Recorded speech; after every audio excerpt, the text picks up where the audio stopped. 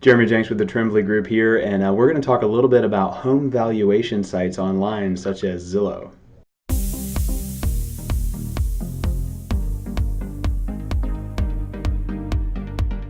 So one of the questions we get all the time, especially when I'm in listing presentations, you got to imagine we're sitting around the kitchen table and we're trying to determine what a home's value might be as compared to the comps and the resales in the neighborhood.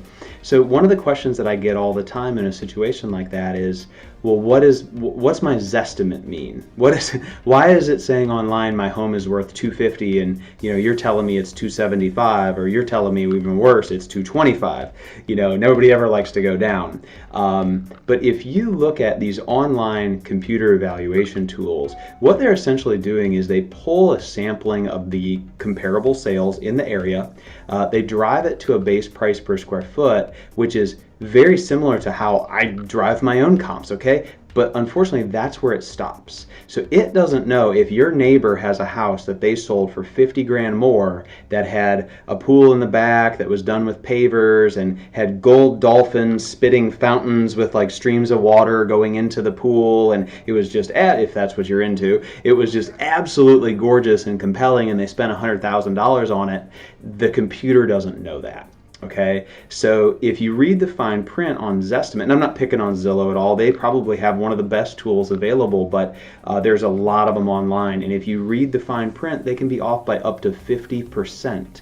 I heard a story that the owner of Zillow sold his home, and the Zestimate on his home when it sold was off by $1.6 million. Now, you're talking about like a $10 million house or something, but that's a lot of money to be off on. So the online tools, until they find a way where they can figure out what the condition of the property is without an actual realtor being involved, I feel like my job is pretty safe. So we still need somebody to come in, see if the home's been cared for, if it's been maintained, if it's been added on to. There's a lot of factors that kind of go in when you're actually pricing a home for real. So stay tuned for more content and things like this. And of course, if you have any questions at all, please feel free to reach out to me, Jeremy at thetremblaygroup.com.